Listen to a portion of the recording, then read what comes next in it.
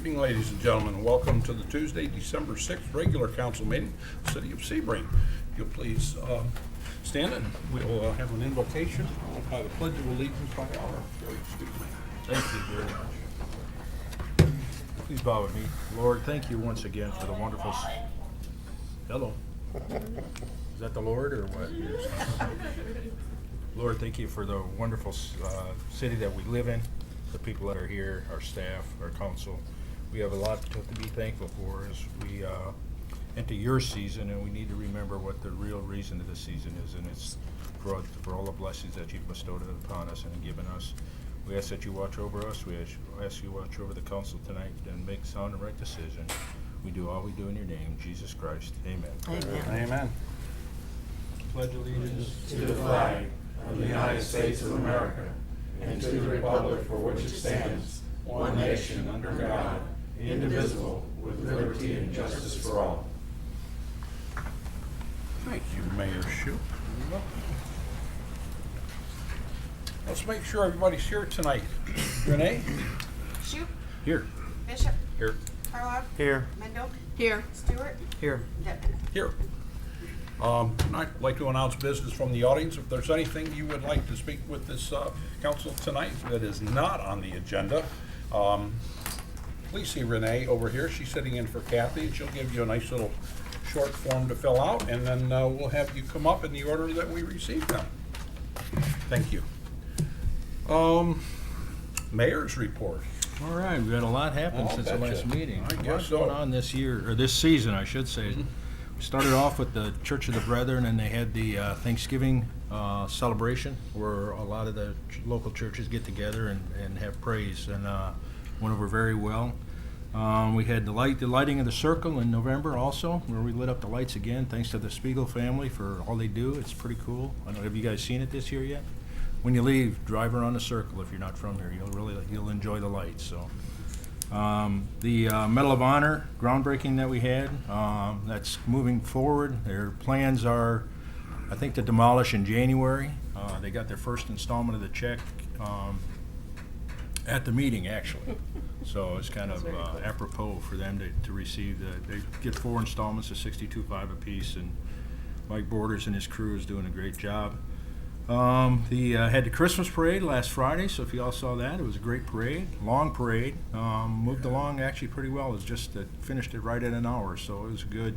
Yep. It was a good parade and that stuff. And then the next day, the chamber had the Christmas on the Circle. First time they've held that, but it was really neat. They had a little Merry Market going on West Center Street. They had an ice skating rink. Well, I think it was a lot of cutting boards is what it ended up to be, but it was a plastic ice skating rink. The kids had a blast. They sold 450 armbands for this thing. So Wow. they had cookie contest. They've had several other events, but they had it was really a neat event because it all folded in together with the lights and that stuff. So we've had a good start to our Christmas season, a very festive start, and appreciate everybody that's been involved in it. We've got the city staff, we've got our public works, our first responders. Everybody's kind of been involved in all of this events, making it an eventful place for our city, and it's really coming off. It's really kind of a joyous season to be in. So I appreciate everything everybody's done for it. Busy time of year. Yes, Yeah. definitely. Thank you very much, Mayor. You're welcome. Appreciate your report. Well, we'll go to council members' concerns, comments, and liaison reports. We'll start to my right this time, Mr. Bishop. All set. Mr. Carlisle. No report. Mr. Stewart. I want everybody to know, and I think the council already knows this, but we did receive from RPAC half of the funds to build the pickleball courts, which is quite the savings, a little over $110,000. They're going to kick in to get that accomplished, and it's my understanding that construction should start in February. That's great. Beautiful. Anything else, sir? I'm good. Mrs. Mendel. I was blessed to go to the War Memorial groundbreaking, and that was just amazing. And Mike Porter has done a great job on that. And it was just so touching that we're going to have such an important memorial right here in Sebring. And very sad about the Girl Scout house not being able to be saved, but it just is too deteriorated, and I can't think of a better replacement, then such an honor for our veterans. And then also the parade was very fun and just a huge crowd, and it was just amazing. And it did go off right on time, and it was a lot of fun. I was behind Tom and Debbie Detman flying around on those tricycles. It was so great, but that was a lot of fun. Then another thing I brought up last meeting was about the bat issue we have downtown, with what I consider to be a very serious health issue. And during the parade, when we rode around to that part of the circle where the bats are an infestation, I did notice the crowd was just pressed against the wall where the bats are, breathing very unhealthy air and stepping in bat poop. And we had hoped that there would be pressure cleaning of the sidewalk there around the circle, and I was told that was done maybe a couple of weeks ago. My husband and I went over there right after church on Sunday, and there was a lot of bat poop, unfortunately. I guess they go to the bathroom a lot. There was a lot of bat poop. So I think this, after talking and doing a lot of exploring, I think it's a very serious issue that we've kind of been kicking around and talking about it, and seems to me from what I've understood, nothing seems to be getting done. When I came on city council, I had a lot of people telling me city government moves real slow, and it's hard to get everybody coordinated and everything. But I think everybody up here is very concerned about any kind of a health issue, and I know Leonard's been over there, and it's been a very, very serious thing. So how to figure out what the problem is and who is the one that needs to be helping us solve it, that's what I hope we'll do maybe a little bit tonight. And Doug McLean and Mac were gonna come, and I hope they're here. I haven't met them in person. We've had some phone conversations, but would like to hear from them. I wanted to get it on the agenda. Somehow that wasn't the place for it or something, I don't know. But I think we all need to hear from them and what their struggles have been. So I would like, if with the permission of city council, to have them come and speak publicly and tell us what the issues are and what they. Okay. Can I suggest something before we do that? Why don't we let Chief Hoagland come up and tell us from the code enforcement perspective, which is the city's responsibility, where we are in the process. And then they would speak after that? Sure. Thank you. Does that That would be- work for you? Yes, sir, it would. Chief? I know you don't get paid extra for this. This is not combat pay, but we need to know where we're at. And I know you've been dealing with it, and I appreciate that. Absolutely. Mayor, council, and staff, good evening. Chief Carl Hoagland for the record. So the subject property is 304 Circle Park Drive. I believe everybody's familiar with the building. It's owned by the Lombardis. They've had that building in their possession for quite some time. We initiated a code enforcement case after receiving a call from Mr. McLean, Mr. Doug McLean, last August. So myself and Joe Romanek went and met with Doug. He gave us access to, well, I'll call the triangle. There's a piece of property between two buildings that's kind of a little courtyard, if you will. And that's where the bats seem to be congregating when they're on the outside of the building. Upon initial inspection, you can see physical signs of the bats being on the exterior of the building. There is guano down the side. It's dripping, it's piling, it's everywhere at the time of the inspection. We initiated a nuisance accumulation case in violation of 9-68 of our code at that time. Did the initial inspection, sent out the notice of violations, notifying the property owner of the condition or of the property problem. I don't believe it was a surprise to them. They've been battling with various minimum maintenance issues and problems with the property for quite some time. The building's been in and out of compliance a number of times over the years. Within days, this was August 31st we met, we noticed them on September 8th of 2021. Within days, they returned a signed invoice and a paid invoice from a wildlife expert out of Orlando to initiate dealing with the property.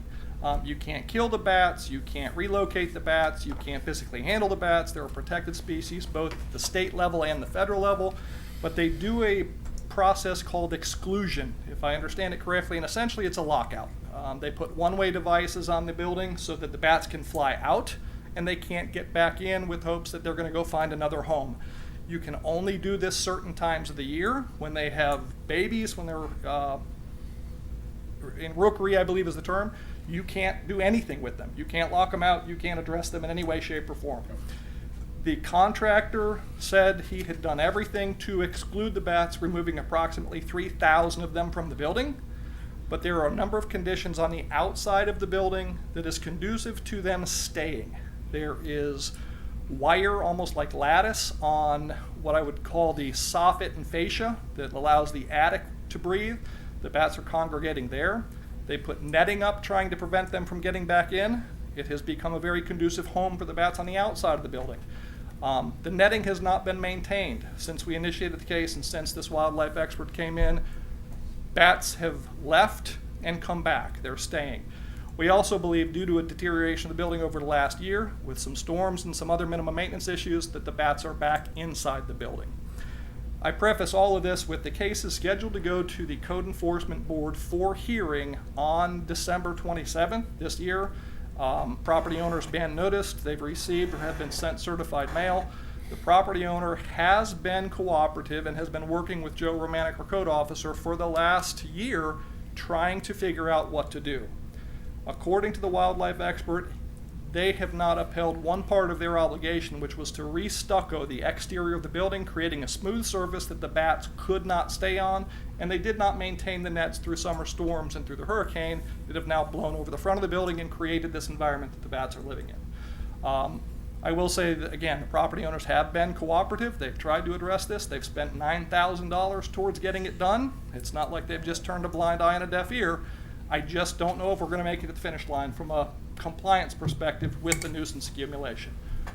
We're addressing the symptoms of the bats being there. The bat guano on the exterior of the building, not the bats themselves. We have no legal reach. We have no legal ability to touch the bats in the building. That's beyond the scope of our enforcement from a code enforcement perspective. So would we consider that a minimum maintenance issue then of the building when you have the hearing on the 27th of December? No, sir. It's a nuisance accumulation problem. Okay. It's essentially the same as a rubbish and trash type issue, Gotcha. but it addresses the safety and the value of the associated buildings next door. Okay. Great. Any questions of the chief? And what about the health department? This is such a major health issue. If you've been talking to them, I think Scott just told me that they didn't want to handle this or something, Scott, or? So I had a conversation with the health department. This is not something that they would come in and, we'll say, condemn the building for occupancy for, or anything of that nature. From what I understand, the epidemiologist said it did not pose a health hazard. So The guana, if you will, did not pose a health hazard. And if I can interrupt real quick, I'm sorry. We reached out to the biologists with FWC because this is right in their wheelhouse. It's what they do. And they also conveyed there's no health hazard for bat guano on the ground. There's no health hazard for exposure to it in the air. It poses no risk to people in general from a public safety perspective, which I have to admit I find a little surprising. Yeah. But again, I'm not the expert. So I it goes don't, I back. do not agree with that, but yeah, go So ahead. it goes back to the owner of the building. The property owner is responsible for the condition, and period, finish. Well, I just Really? believe that as a city, when we have a serious health issue like this, that we can expedite, coordinate, whatever it takes to get the problem cleared up, find the owner. It's not that hard in the kind of research and asking around I've been doing, and I think Mr. McLean's going to speak to this. It's not that hard to, once the bats fly out, to close up the area, relocate the bats at the proper time. And bats are a good thing. I mean, bats do a lot for insect control and all, but they're also a very high carrier of rabies. We've had a rabies-related death of a lady here locally just a couple of years ago that was handling a bat. There were bats walking around out on the sidewalk according to some of the employees over there at McLeod's. And it is a health issue. I don't see how anybody can say it isn't, especially if you're walking through the poop and if children are approaching these bats that are occasionally walking around. But anyway, you know, I think Mr. McLeod could talk Well, to let me just this. say this for whatever it's worth. I think we might see some movement when the Code Enforcement Board hears the case on the 27th of December, and then we'll see how we can move forward from there. Because I think, as far as the city's responsibility, we're doing our diligence 100%, and I appreciate that. I hope so. Code Enforcement I hope Division, so. the police department's doing. Yeah. One Yep. real quick clarification. You mentioned a term called relocate. We have no legal ability to relocate those bats do it physically. on It's their beyond it's beyond the scope of our authority and I would say reasonability for us as a city to remove those bats. The property owner should conduct the exclusion. Property owner should follow up with the minimum maintenance and the building requirements so the bats don't come back. But Right. we as a city, we can't share that burden. It's beyond the scope of our reasonability. From a rabies perspective, that is a health department issue. They typically review issues pertaining to rabies, pertaining to rabid animals, the quarantining of those animals if there's an exposure, notification and treatment after rabies. That's all well documented, again, through the health department. It's beyond the scope of the city and/or code enforcement to address that piece of it. This answer for us as a city doesn't feel good. I have to No. say that. But we have to be very mindful of our responsibility in staying in our lane, if you will, so that we don't create exposure and liability that puts us in a position where we can get sued or do get sued Exactly. because we've overreached. Yeah. Carl, I'm gonna ask you to do me a favor. I wanna make sure that our Code Enforcement Board has a thorough understanding of this. I've only appeared before the Code Enforcement Board as police chief maybe a couple of times, because it wasn't necessary. But I think from the basis of knowledge and everything that you've gone through step by step by step, I'd ask you if you would attend that meeting on the December 27th in coordination with Code Enforcement Officer Romanek, just to make sure all the bases are covered, and if there are any questions that you might have the ability to answer those. Sure, the police commander or I attend every other meeting, so it'll Okay, be my great. turn. Good. So you're probably better one than Curtis would be then, from a basis of knowledge then, I guess, unless Sure. he's been doing your footwork for you. Nope. Okay. Unfortunately, good no. man. All right. 27th then, chief will be there. And I Okay. do want to say, after it was brought up at the last meeting about the bench that was bolted down, sitting right there covered with bat poop, Stephen Kramer, our new Public Works man, removed it promptly the next day. So very grateful for that. I would So- say from a city perspective, that's gonna be key, is making sure that if the bench was there, it doesn't get put back, and that the sidewalk maintenance and the decontamination, the pressure washing, that's a regular and ongoing occurrence for the public right-of-way and/or public property immediately adjacent to the building. We have a responsibility to maintain that piece of this puzzle. Mr. Thank you. Kramer, can I ask you a question? What would be reasonable in your estimation, because your crew has to go out there, you have equipment you have to transport out there, that you could do on a regular basis? Could you do it weekly? Could you do it every other day? Could you do it every month? Help, once a week? Let's start that too. Does that work as well, Ms. Bendel? Does that make you feel better? Well, I think it's certainly a start. Absolutely, I Yeah. think so too. And the only gripe I have is I feel like it's dangerous to our citizens. So there's got to be a way to make this work. But I think one of the things is to hear from the McLeods and hear what they have to say. They're the ones that have been living with it, and McLean's. Am I saying it wrong? Sorry. And they're the ones that have been living with it, and in my conversations with them, they've educated me, and yes, we can't relocate them, but they relocate themselves. They fly out just like you were saying. But anyway, yeah, thank you. So, Mr. McLean, with your permission, rather than business from the audience, would you like to come up now? Can I ask Carl a Sure. question? Mayor. I couldn't do a better summary of the problem, the situation. Mayor has a comment here. I've got a question for Chief Yes. Hoagland.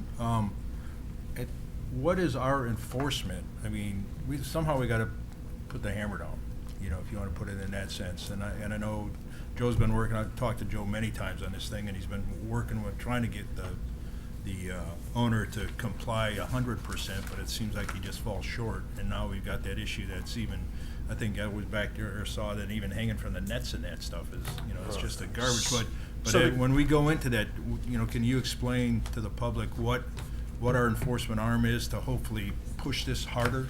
Sure. The enforcement piece of this is, in my mind, going to be financial. The city's code enforcement board will likely impact them with a fine of $100 a day immediately until the problem is resolved. We cannot compel them to do the exclusion. We can't say as a board order, you have to seal your building. That's not within our, it's not within our power, it's not within our ability. The financial impact will result in a lien recorded amongst the public records, and it's there for 20 years. If the building is sold, if the building transfers ownership, that lien goes with it. If they have other real property in the state of Florida that's in that business name, this lien will attach to it. So if they sell a home that's recorded in the same ownership, that lien will follow them. We are very forgiving when it comes to lien reductions. If they resolve the problem and come back to us and say we fixed everything, the code board can review that and approve that independently at that time. But it is a financial impact to them. It's punitive, and it's meant to encourage voluntary compliance. The goal is to remedy the problem. Yep. Is that $100 standard, or can that be elevated? It can be elevated. It can I be. think up to $500. You can go, I think they can go up to $500. I think it's a day. $500. I think this is a today. recurring issue that if it's, It's not a repeat case. So this is not, they've not had long-standing minimum maintenance cases, they've not had long-standing nuisance violations there. We have had a history of cases, but they've brought them all in, with the exception of one case, every one of them has been brought into voluntary compliance. We've worked with this owner through 11 inspections on this property since August 31st. Within a week, they had paid a $4,500 deposit to get this remedied. Again, I want to paint a picture. They're not turning a blind eye and a deaf ear to this. They attempted to address it. It's the follow-through, again, where we've fallen short. is that triangle, is that Mr. McLean's property, or is that their property? That's an interesting situation. It's, the courts have. You can come up here, Doug. They just, Yeah. So Have you been there? I'll hang out in case Mr. McLean has any requests of me. I couldn't do any better than what he's done. I have only one thing. I'd like to have you set someone to inspect my building and the building next door, and if any of them are not habitable, have it declared not habitable. You can declare my building not habitable or the one next door. Just declare it not habitable. Economic situation will then resolve the issue. Okay. And if you want to know a lot of technical stuff about it, my son's got a Right. whole bunch of stuff. I mean, that brings up another question just for Chief Hoagland again. Can we declare it uninhabitable?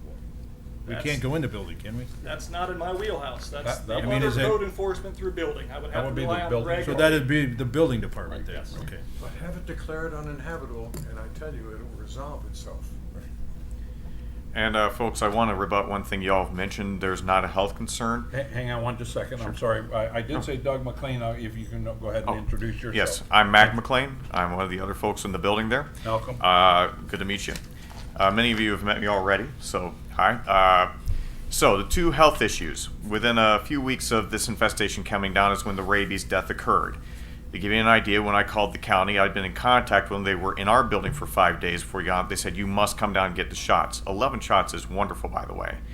And a lot of people were pulled in by the county, had secondary contact with the Shots person for that. rabies. Yes, for the people who were in contact with a young woman who died were also called in. On top of that, you're right, normally bird and bat droppings aren't an issue. I brought documentation here, the CDC, something official. Histoplasmosis occurs when there's large quantities undisturbed. The amount that's dropped between our buildings when we had it last pulled out was 2 feet deep, extending out up to 6 foot. I have pictures of it here. We also have video of the bats. The sheer quantity is, I think, far greater than you realize. Right now it's harder to see. They come out a little darker, but during the summer months, warmer months, you come out 20 minutes before sunset, they begin to exit. I actually have video of that here as well. It's roughly 12 a second. Doing the math on that, the visible 20 minutes, that's 14,400 bats.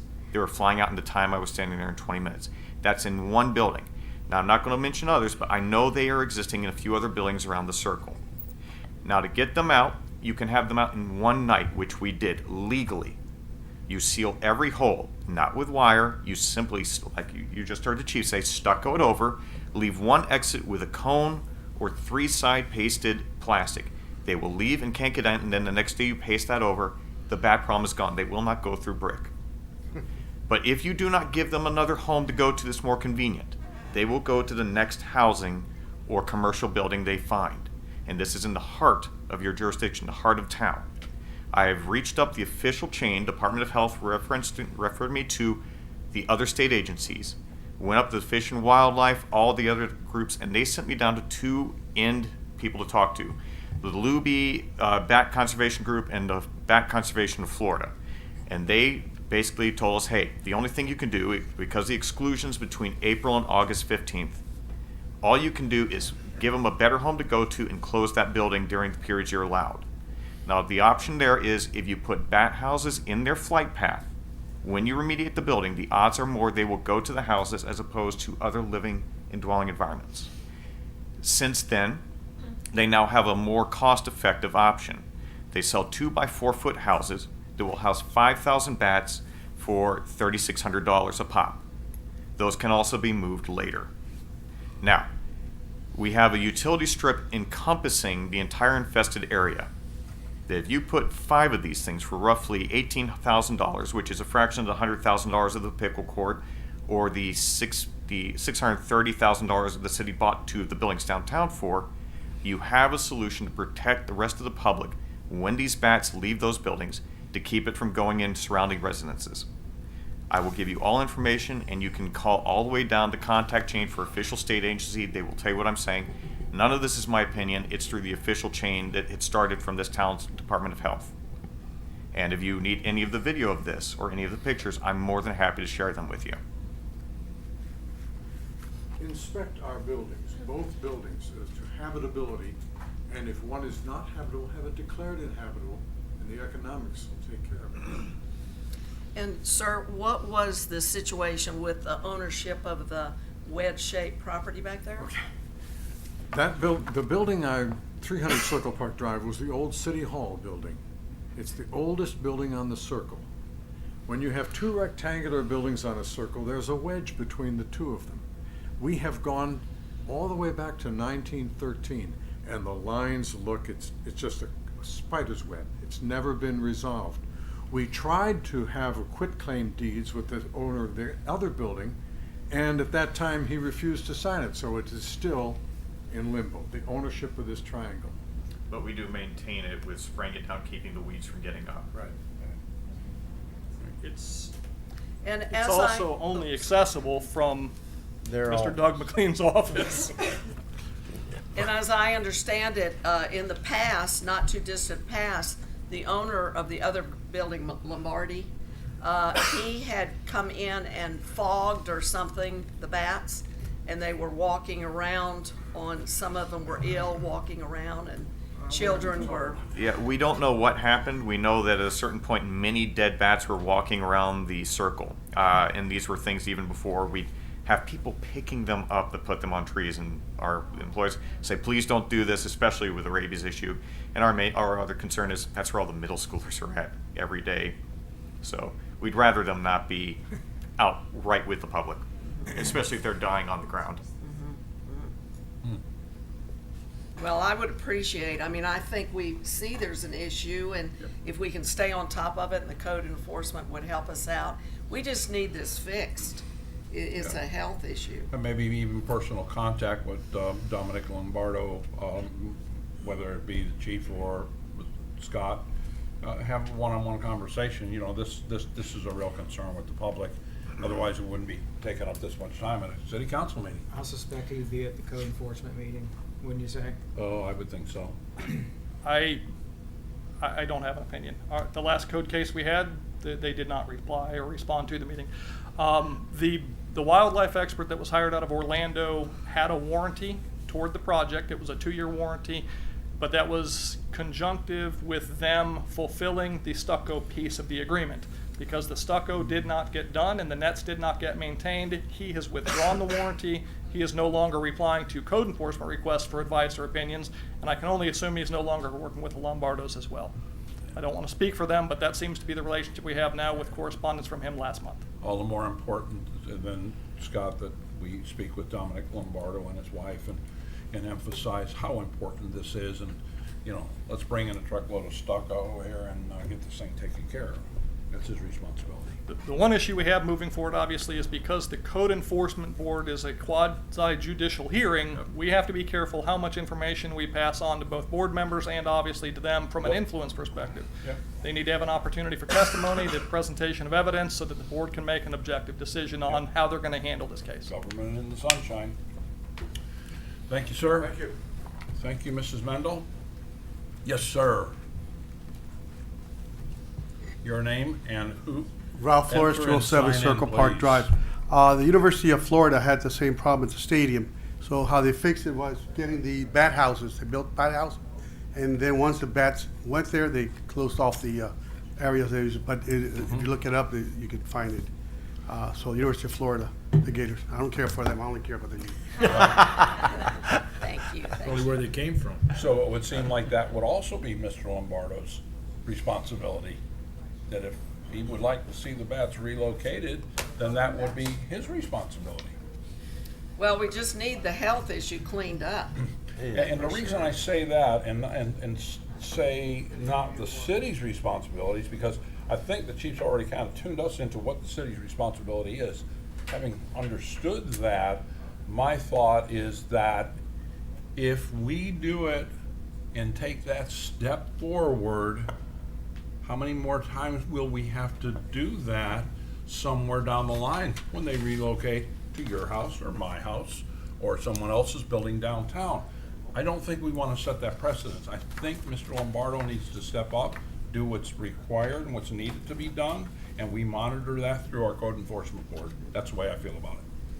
And I'm very well attuned to the code enforcement board, as you well know, because it was transferred to the police department back in 2000, I want to say 5, and we saw them all the way through. And Joe Romanek, who is an excellent code enforcement officer, has been with us since, for at least 12, 15 years. Well, I think man. just if we will just keep on this till it Yes. gets resolved, that's all I'm interested in. And I have and thank you for listening and getting this information. And I have another concern, but I want to leave it to the end of the meeting after our business gets done. Okay, Mr. Dean, Just did quick you want to comment on speak that. on the bat issue? Quick comment on bats. Chautauqua, New York Yep. is a historic area with huge old buildings Been and there. many bats. They built bat houses and they're basically designed for insect control, so you might check with Chautauqua, New York. The Chautauqua Institute, That's right. okay? All right. You said you had another concern? But I want to wait till after the business. I want our business to get done. Okay, all right, we're on the consent agenda, item number 8. We actually have 14 items this time on the consent agenda, folks. If you had an opportunity to look at them or you'd like to chime in before we, I ask for a motion to accept these as presented, I'd like to hear from you. Seeing or hearing none, items A through N on the consent agenda, looking for a motion to approve. I make a motion that we approve the consent agenda as proposed. Second. Okay, we have a motion to approve the consent agenda, items A through N. We have a second from Mr. Bishop. Any other discussion? I almost said Kathy, call the roll. Renee, call the roll. Bishop, Yes. Carlock. Yes. Mendo, Yes. Stewart, Yes. Detman. Yes. We have no old business. I see 3 items under new business, and this is the second and final reading on all 3 of these. So this is not new stuff. This will be the last time we'll be discussing this, so I will go ahead and open up the public hearing on item 10A and immediately turn the introduction over to Mr. Swain. for your consideration this evening is ordinance number 1509. It's entitled, well, you want to open up the, you said you opened the public hearing, sorry. Sure. An applicant-initiated amendment to the future land use map, specifically changing the future land use designation for two properties totaling approximately 1.37 acres and located at 1595 and 1596 Alpha Road, Sebring, bearing portions of their parcel ID numbers from residential medium to commercial. And if, with your permission, I'll read ordinance number 1510, its companion zoning ordinance. I wish you would, sir. Also on yours for second reading is an applicant-initiated amendment to the official zoning map of the city of Sebring, specifically changing the zoning classification for two properties totaling approximately 1.37 acres and located at 1595 and 1596 Alpha Road, Sebring, bearing portions of their parcel ID numbers from agricultural district to C1 commercial district. Okay, thank you, sir. And the purpose of the public hearing is to receive public input on a future land use map amendment for these two parcels, number 1595 and number 1596 Alpha Road, from county residential medium to city commercial. We also have the sister ordinance. Should we do those both at the same time, or? We can have the public hearing at the same time, and I have read both of those. We'll pass them in separate ordinances should council wish to pass them. Okay, so I'll just go ahead and turn this over then to Carlin. Hi, how are we doing this evening? Nice to see you again. You too. And your boss. Yeah, she's back again. Well, we're glad to see you, Dana. Thank you. I'll be up in a minute. How's the new baby? Oh, he's so good. I'll bet. God bless. Congratulations. Yes, ma'am. For the record, I'm Carlin Daniel with Central Florida Regional Planning Council. Tonight we're going to be looking at a property located at 1595 and 1596 Alpha Road. Both properties together are 1.37 acres. We're requesting a future land use from county medium density residential to city commercial, and zoning change of county agriculture to city commercial. And just a view for you guys, this is the current future land use of medium density residential, which allows 48 dwelling units per acre. And we're proposing a future land use of city commercial.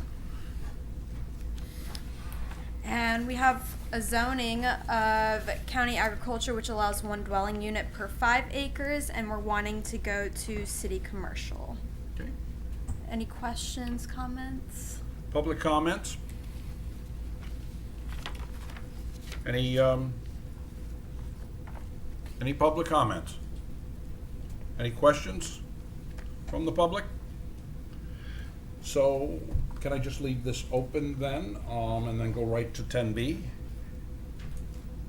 She presented both. Or how did you want to do We've that? already done.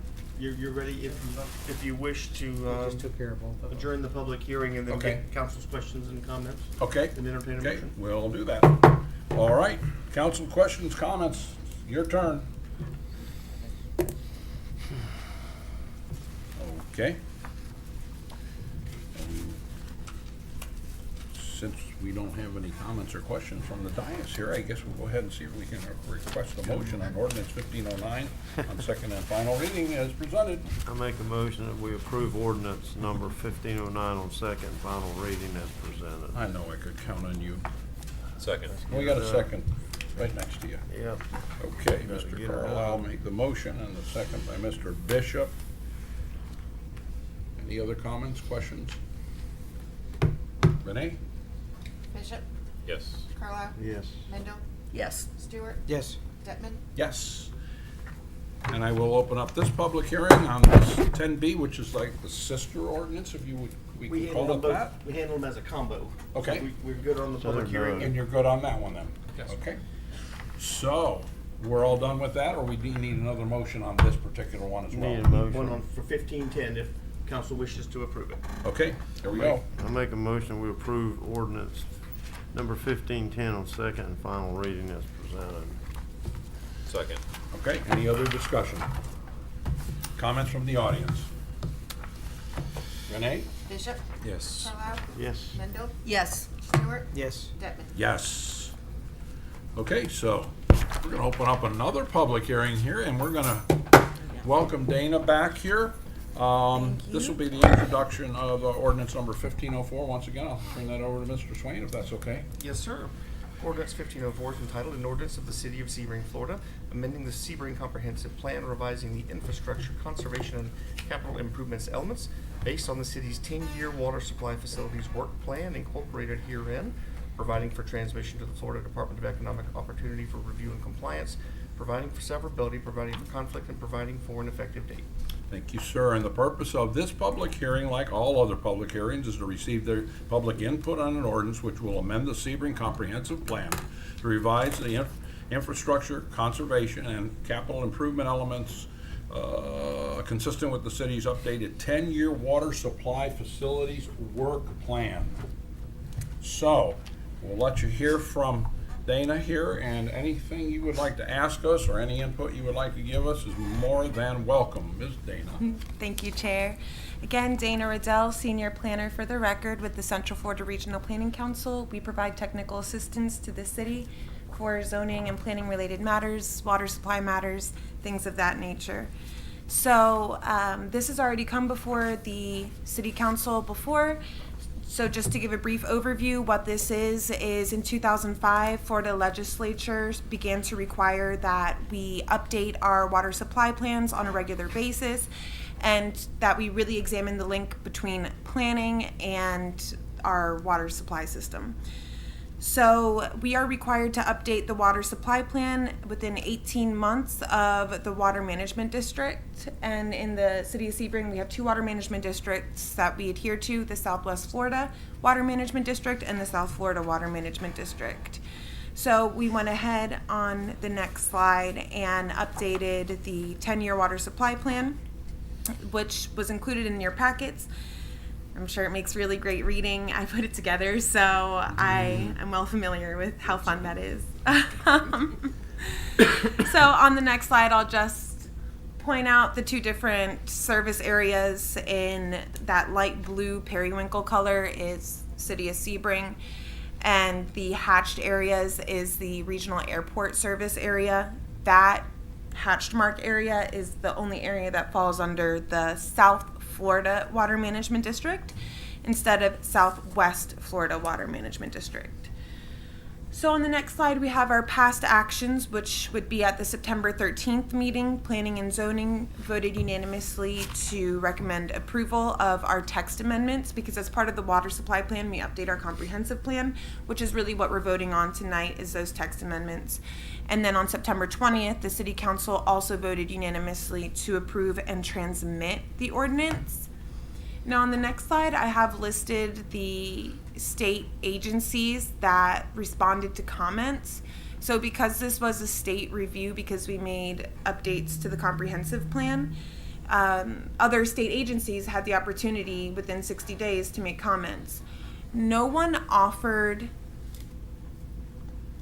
what we would call just a comment. What they've offered are technical assistance comments, which basically just means we did a great job and they think we could add a little extra to make it over, above and beyond. So that's what we did between the last hearing we had on September 20th and tonight's hearing.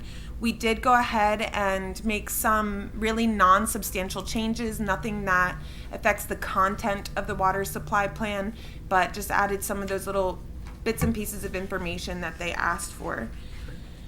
And if anyone has any questions, I'm able to go over those changes, but they are included in your packet. So I'll turn it back over to the chair and let me know. And this is your public hearing, folks. If you have any comments, questions, or concerns, now's the time to ask.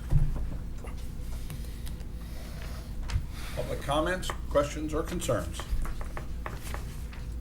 Last call. I'll go ahead and adjourn the public hearing. Council members. We have to do this. I know we do. This is not something we can't. Can I count on you to make the motion then? You can. Any comments or questions up here on the dais? Please, sir. I make a motion we approve ordinance number 1504 on second and final reading as presented. And I second it. And we have a second from Mrs. Mendel. Any other comments? Anything else from the audience? Renee, it's your job. Bishop, Yes. Carlisle. Yes. Linda, Yes. Stewart, Yes. Detman. Yes, thank you so much. Let me go ahead and go to business from the audience. Mr. Dean, looks like you're getting a second bite at the apple tonight. Welcome. Again. I'm Thank you, James. ladies. I'm James Dean of Sebring. My question, and I think a lot of other Sebring citizens would like to know more about the $6 million loan which City Council approved for CRA. I mean, what were the reasons and purposes of that loan, and what is that money supposed to be used for? As I recall, this happened after Kimley Horn completed they call it Waterfront Concept Plan number 1, which was what I think was the reason they were asking. In other words, well, nobody would pay $28 million, so we'll borrow $6 million. So could someone explain what the purpose of that loan was for? Did it relate to the waterfront issue, or is it something that is being used for other things? I'm curious, and I think many people are curious. I'm not sure how to respond to that with the specific information. Mayor? I mean, it was kind of a pre-planning, John, from the project that they had in their work plan as to where they can do, instead of doing a certain small amount every year, that once the project that they put together, they could do the project all at one time and use a portion of those funds for that.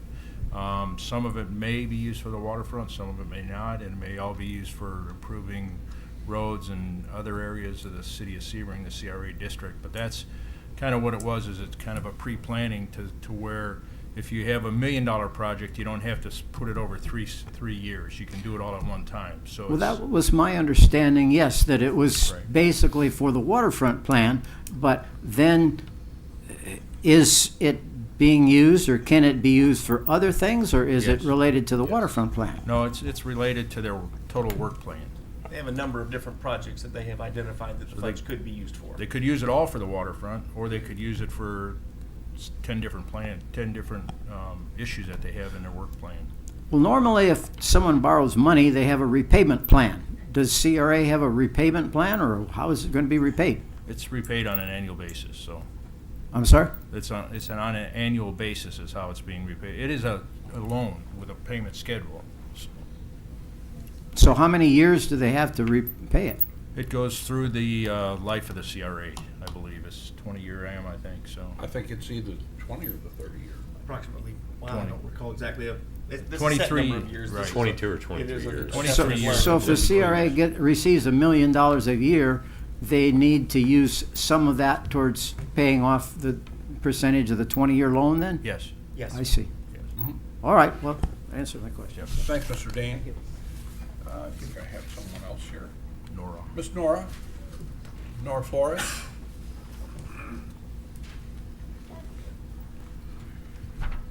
Soda shop kid issue. Yes. Oh, I'll bet you. I got a good one. I saw that. They were like the bats. The Nora kids were there the Flores, other yeah, day. I don't know, I got so many addresses. 207, let's go with that one, Circle Park Drive. Yep. Yes, we had another little incident today, and I am here to beg for information or strategies or legal things that I could do as a business owner to get that under control. We have these middle schoolers who are making a mess of the area, they're breaking bottles, they're constantly running. The signs that are up there, they could care less. You say something to them and they're very snotty, and I have, some of you know, I have the automatic doors. Well, it's fun for them to just keep on opening that door and bothering, the workers are in the back. So, and I approached one of them, and we did have to call the police today, and it's just a continuous thing besides the mess that they leave behind that I can't take. Stains can't go and whatever. But we got to do something. The police had said that they were going to be there. They're not always there. The CRA had mentioned that they were going to hire somebody and help pay for somebody to be there, at least for that 3:15 to God knows, because the parents don't pick the kids up. So I've left at 6:30 and they're still there, fooling around. I think the chief's coming up behind you to let you know what they can do to help you out. I mean, I need help because I don't know what legal strategies I could do. This is my building to a certain point. Can I put signs and no on a company minors? I don't know. They're obnoxious. They're like, Sure. and I don't think the parents. Thanks, Nora. Go ahead, Chief. Good evening, Carl Hoagland, for the record, and I will agree, I think she hit the nail on the head in the very last part of that with some parents being obnoxious. What has happened over the last several years is the parent pickup area at Sebring Middle School is extremely congested. We started experiencing it about the time they were doing parkway construction, so the kids migrate. They herd up center and they sit on the circle and they hang out at the soda shop. It has gotten to the point over the last 18 months that it's almost unmanageable. Every day after school, we have Wilma Tyndall, who's our SRO at Sebring Middle School, help get them off campus. I have the SRO from Woodlawn come over to help manage the kids, and the SRO from the Sebring Pre-K Center come up, along with Ray Rossi, to try and corral the kids and get them to behave for about an hour as their parents trickle in downtown to pick them up. Some are walkers, some go to the soda shop, hang out in a circle prior to going home. Some are there with good intent. They'll sit at the tables and study. Others are downtown to just have an absolute free-for-all. Not necessarily criminal behavior, but certainly adolescent behavior, poor decisions, maybe breaking bottles. We've had fights. We've got scooters that kids ride. We've got bikes that kids ride. It is certainly a problem for the downtown business area. I've spoken to the owner of the soda shop on several occasions. Sometimes they just have young adults or teenagers running the store. They can't manage the staff, or the people they have. They don't have staff to do it. They've inquired about hiring an officer. Problem is the cops we have downtown are there call dependent. So if something else is going on downtown late afternoon, we may have one officer there, we may have no officers there, we may have 4 officers there. It has been, we've not been able to accomplish hiring another full-time officer through the CRA. It's my understanding it's budgeted, but I can't find anybody to fill the other positions we've got. We're 4 down currently. 1 graduated the academy pending state test. Maybe we'll be 3 down. That remains yet to be seen. So can I take these words out of your mouth? You're doing the best you can with what you have right now. That would be a great summation. Yep. I'll encourage, and I've spoken to several of the business owners. You know, we say something. I know you feel like you're bothering when you call, but call us. It's the best ability we have to dedicate someone to the problem that's going on right then and there. And if it's something we can address, we will. If it's just kids being kids and it's not within the scope of our legal ability to address, we can't. Nor the worst thing that can happen is the dispatch center says, oh, it's Miss Flores again. That's the worst that can happen. But call. Don't be afraid to call. I'm just afraid because they push, they shove, they fight, Sure. whatever. And Yeah. you know those glass in the front of my... Yeah. Well, when you They see can be something... dangerous if they run into those, and they will, because they actually push each other right there. Let's put it this way. When you feel uncomfortable with whatever you're seeing that's going on, pick up the phone and call. Let them get an officer down there. Because the zone officer will have to break loose from where he is if the other ones aren't available, and he'll be down there. Okay? Yeah, we've See this face, you're gonna hate me. You should be the chief's best friend I've right now. spoken to Ralph on several You're occasions. gonna hate me, yeah, I'm taking No, over you're now. gonna be the chief's best friend. He likes flan too. You should see She Ray makes down there great flan. regularly after school. He's been there, now his schedule's adjusted for the Carousel Lights, but he's down there almost every day after school, trying to get these kids under control. But keep in mind, we can't be their parents. If it's Are not, the parents being notified of this behavior? well, a lot of it's not illegal. When there's a law violation, certainly, but when their kids are just being jerks, that's not within our scope to address. Well, at what point is that going to my premises and opening the door and going, that right there puts me on the phone away in the back. That's a And form of now harassment. That's a you're form of harassing my harassment, business, what they're right. doing, so they You're should, not just you know. running on the hall, yeah. Yeah, they could trespass them. That one, Well, from the business, yes. From the circle, probably not. No. And if it's Not from just the kids circle, I'm walking talking by opening the door, Correct. that may not be an issue for us to I was in the address. parking lot talking to someone and they didn't know I was there. I don't know how they didn't Yep, see me, and I'm pretty big. We can't just start And and we he just went can't. in on purpose, just. Yeah, we just can't keep tasing kids or, you know. Really? And then he got nasty, Yeah. a little bit. Oh, it happens. Oh, yeah. Yep. You know who it is. Well, Same group. I know the behavior's not unusual. That's the sad part. Yes. Mr. McLean? Sorry, quick question. I've actually seen kids Get a there. cop here. Come on up. Oh, sorry. Tell us who you are again. Sorry about that. I've actually seen kids standing in 4 or 5 feet into the Circle Road, right where North Ridgewood and the other merge, watching cars swerve around them. I've said, "Hey, get out of the road," and heard expletive. We don't expletive care. I mean, this is literally cars swerving around. At that point, can the chief do anything with the parents, or because that's pretty extreme? I mean, if they do like a field interrogation report with a kid and call the parents, say, hey, listen, your kid's being a jerk, that's about as good as it's gonna get. Yeah, I encourage people calling. Yeah. It's a shame when things fester and we get to this point. It's easier if we can try to address it one-on-one as the Absolutely. situation occurs. But again, a lot of this is, I'll say, kid behavior, not criminal behavior. A lot of them are being jerks, but it doesn't reach the threshold where we can take them to jail or interrogate them or detain them or do anything else with them. It's really a tough situation, both for the businesses downtown and for the officers. Yep. If I was a parent, I would want to know if my child was behaving like that. Sure, why not? They don't care. It kind of depends. You might be shocked in what you hear when you call the parents and you're a police officer. Just saying, but it's worth the try. Very Yeah, sad. it's worth the try. Thanks, Chief. Absolutely. And I hate to disappoint you folks, but we're down to the last item on this agenda. Except for my concern. Oh. Well, let's do the last item on the agenda, and then I guess back to Mrs. Mendel, and that'll be the payment of the bills. Renee? Okay, I ask that you approve the payment of bills as presented. So moved. Moved by Mr. Carlisle, and seconded by Bishop. Mr. Bishop. Anybody not want us to pay the bills for whatever reason? Renee? It's all the same. Go ahead. Bishop, Yes. Carlisle, Yes. Mendel, Yes. Stewart, Yes. Detman. Yes, Mrs. Mendel has requested, Passing these out. Did I Everybody pass look at enough it. down? it's just one page each. Yes, one Yes. page each, please. Okay. Same copy.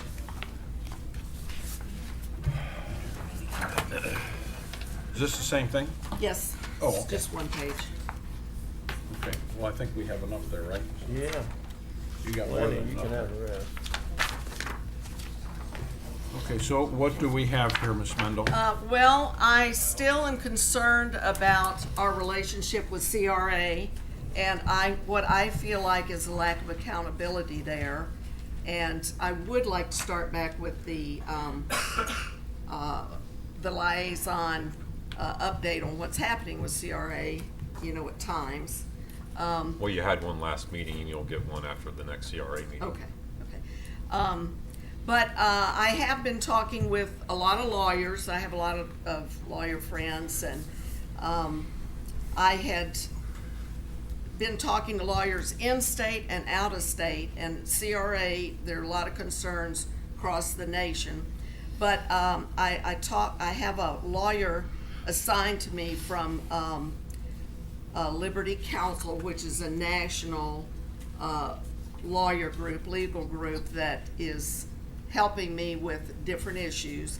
And Scott had gotten me a list of I guess the papers that tell what CRA is and what the city council, their relationship to city council, because what we've heard here, and really the purpose I'm bringing this up is just to clarify some differences that I'm seeing with what city council's been saying. But this paper is from Richard Mast, who is the senior litigation counsel for Liberty Counsel. And one of the issues was, when we had the burlesque, and we had a violation of our city ordinance, and we had some discussion about that, and it kind of came to the conclusion there was nothing we could do about it. But according to the lawyers that I've talked to and the lawyer Richard Mast, the first section of this paper I passed out, he says, the bottom line up front is that the city of Sebring retains authority over the Community Redevelopment Agency to grant final approval to community redevelopment plans and modifications thereof, In addition, City of Sebring has the authority to enforce violations of criminal law and other violations like indecent exposure in a private establishment. So, I just wanted to clarify, our city does have the right to enforce a violation of our ordinance. So that's one thing. I don't think that was ever disputed. No, we know that. Well, then Can I that speak was- to that point for 1 second for Sure, clarification? absolutely.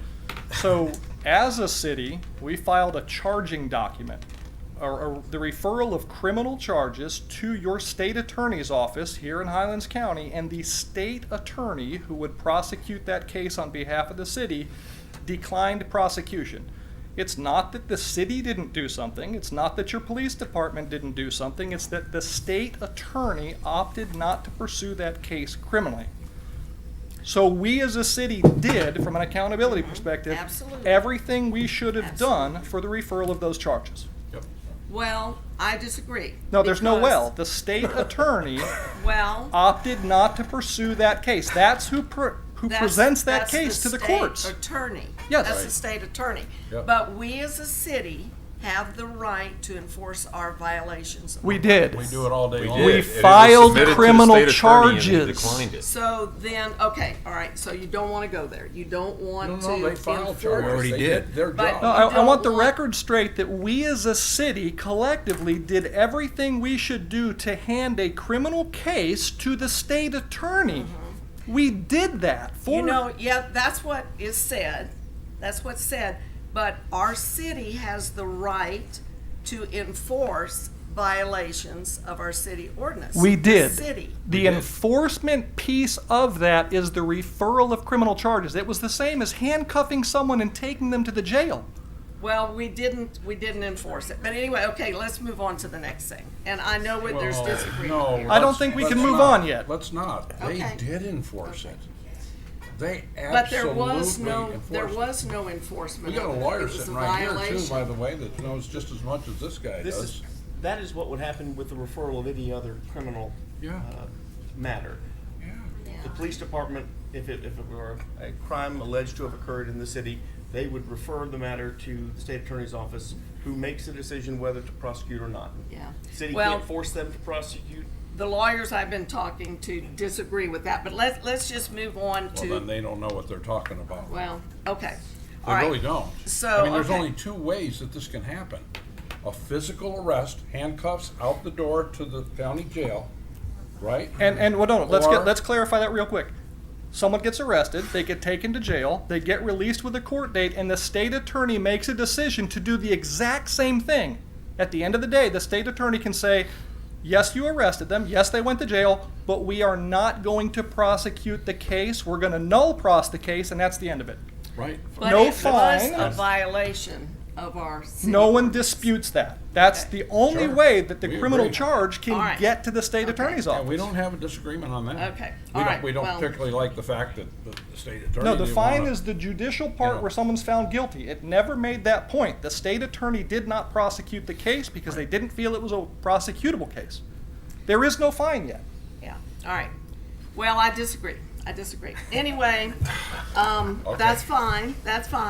But this paper, if you read it, it does talk about how our city council has a lot of responsibility to oversee the community redevelopment agency. And we do have the power to have a lot of influence there. And I have another paper I wanted to pass out because I believe CRA is doing a lot of good things. I have no argument there. But on two different cases over the last year, I have seen them make very bad business decisions, shutting out someone who was from another area. One time was Salvation Army. The other time was the Roanoke building. But I want to pass these out. If you'll take one and pass it, please. And you may have seen this before, but I want to readdress, since I cannot seem to get CRA to talk to me about this issue. They will not talk to me. So, and I can't, normally, I would like to call up each of you and go to lunch and discuss this, but because sunshine law Nope. has to be done here. Right. So, we have a side-by-side comparison of the two important ones that were applying for the Roanoke building. And there's no comparison in the Cynthia's group that was from Chicago and what they had offered and the resources they had to develop that property, and the Cadzow's proposals. They didn't have near the money.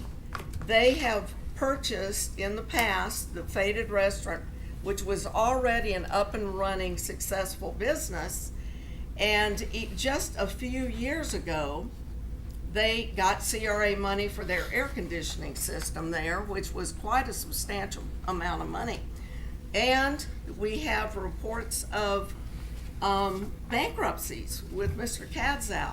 So I have questions of why we would have turned down the Chicago application. I just think it's a very poor business decision. Like I say, I would love to just discuss this, over a sandwich, but we can't do it that way. So the city council definitely has a responsibility over CRA to see that they're taking care of taxpayer money correctly. And I don't think in a lot of cases it's being done. So I'm just going on the record with it. I don't know what you're gonna say about it.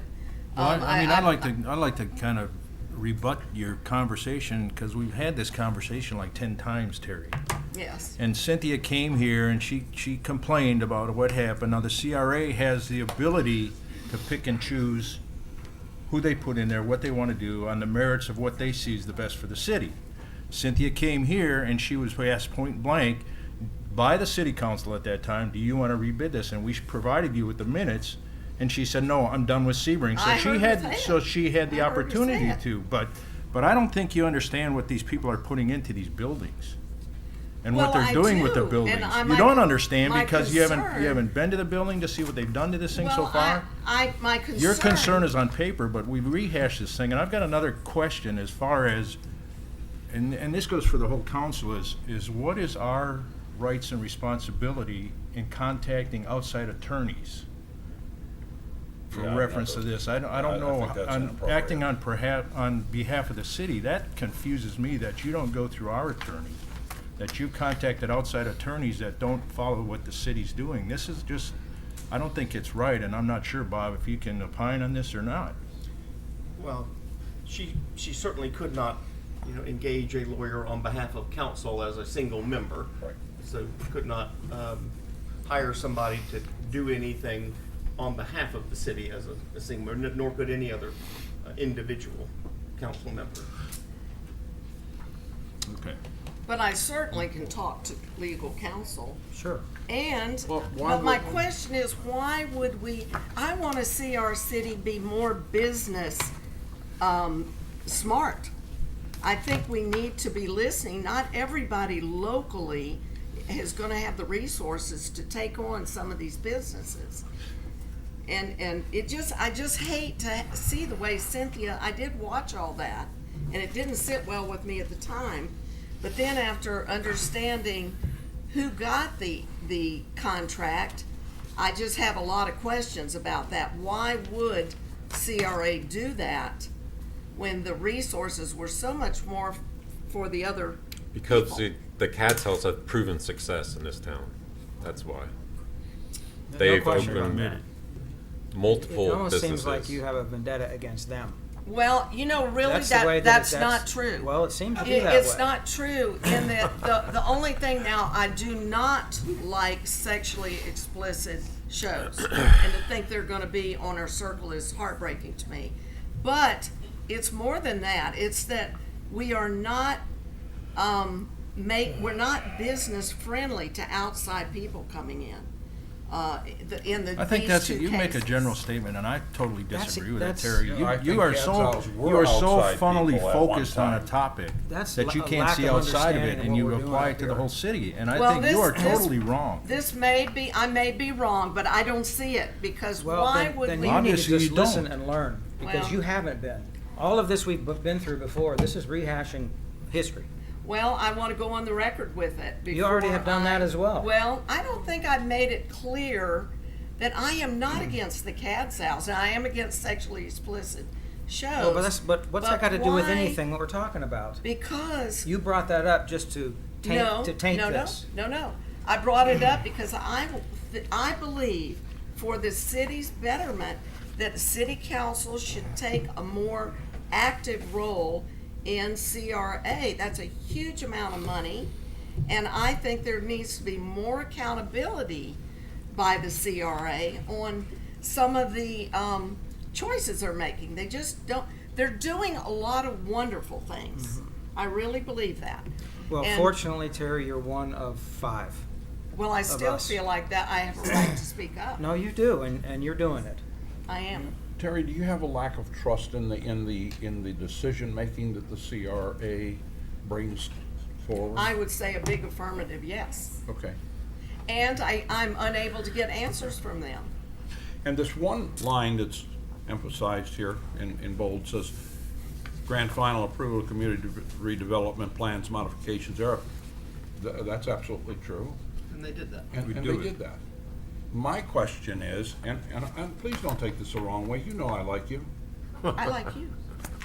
I can't imagine going to another group of attorneys to try to find out something when we have our own city attorney who has proven through 2 generations of representing the city.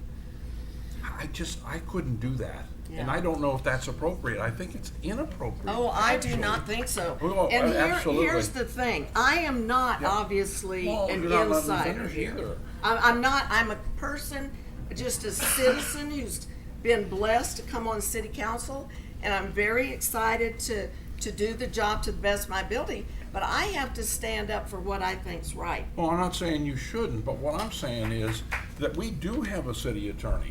Yes. And maybe you don't trust him either, and that's not right. Well, she Because said if that we have on a video, actually. If we have a city attorney that's not being trusted, Yeah.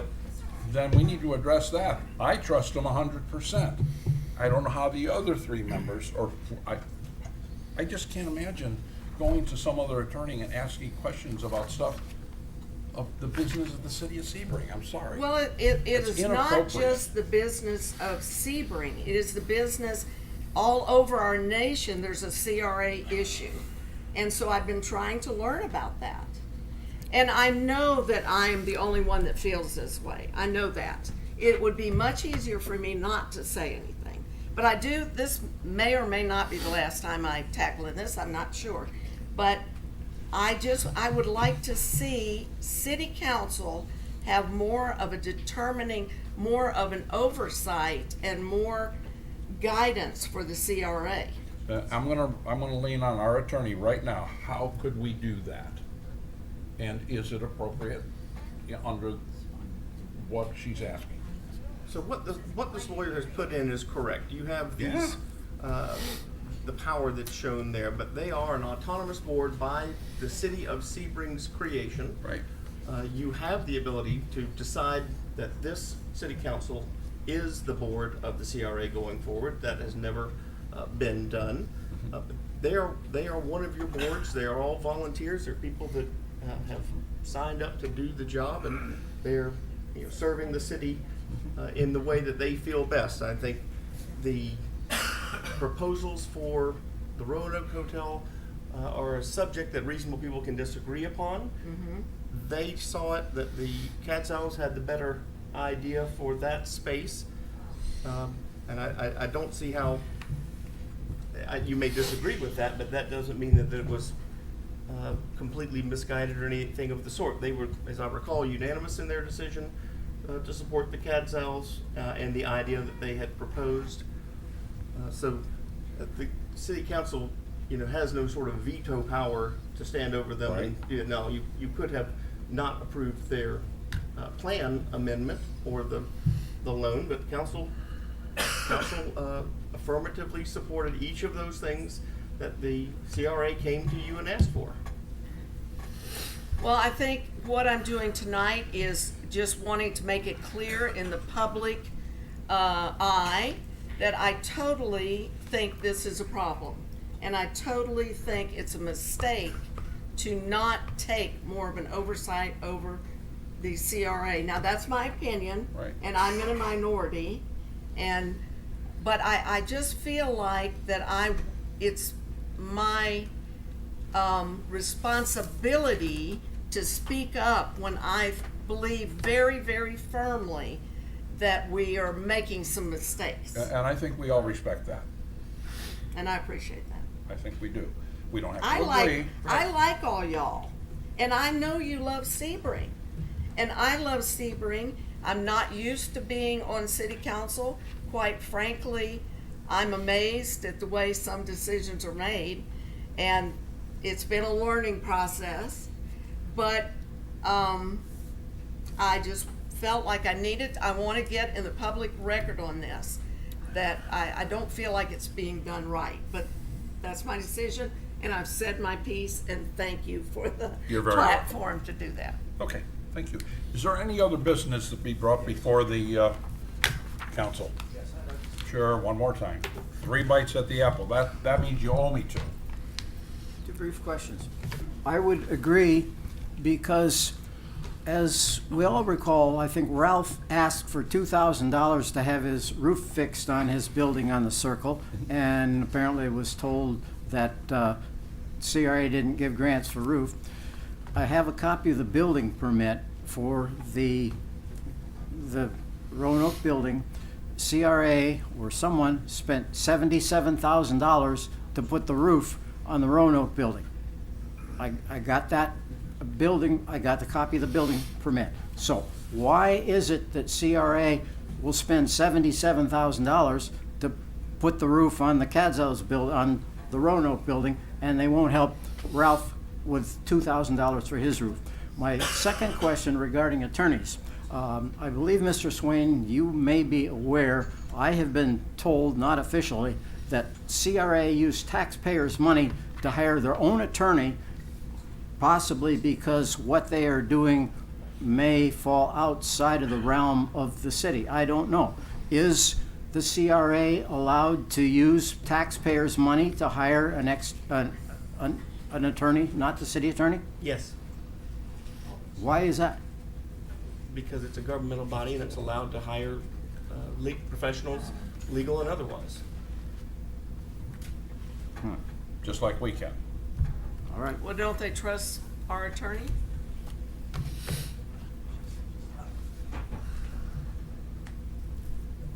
Mr. Flores, Ralph Flores, make a correction, it was $20,000, but at that time, the CRA was only given $1,000, and I needed $20,000 for my roof, and said that was So not the it. rules had changed from that point to your. Correct, now it's $10,000, but I mean, at that time, Right. it was $20,000 that I need, $22,000.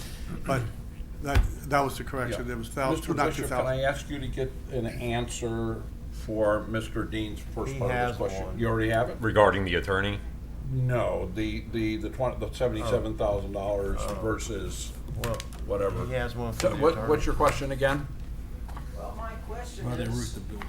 if the CRA didn't feel they should spend any money for Ralph's roof, why did the city issue a permit? I have a copy of the permit that gives the cost, $77,000 for the roof on. Was that within a narrow period of time, or was one like No, 10 that- years that- ago no, on one it's- year? Tom, that was part of the agreement when they it cut was the part of the deal. lease agreement because the CRA Oh. owned the building And at the the CRA time. still owns the And building. they're gonna continue Come to. on up, Correct. man. They, No. the CRA Tell us owns who that you are. building, so they Dan can spend the Andrews, money for the however they record. want. Correct. Exactly what Roland said. They made that improvement to that building because they own the building. And they continue to own the building during 5 years of operation by the leasehold owner. Whether it's 301, whether it's what the Cudzels are doing, the CRA owns that property and has obligation to maintain that property in good working order for 5 years. And at that point, then they, or it might be 6 years now, I don't remember the modifications, but at that point, then the building would be turned over to them. So they're enhancing and improving their asset and maintaining their asset. If they didn't replace the roof, Yep, Might have bats. wouldn't have a decent asset. Bats. that worked. And yeah, and as far as the attorney goes, I think they had to hire their own attorney. I'd have to clarify this, but it could have been seen as a conflict, Yes, if sir. I'm not mistaken, for us to share an attorney. That's why they got their own attorney. Which makes it that much more clean. So guess what? We appreciate your concerns, and I think you got your answers tonight. Anybody else need to talk to us before I throw this thing down?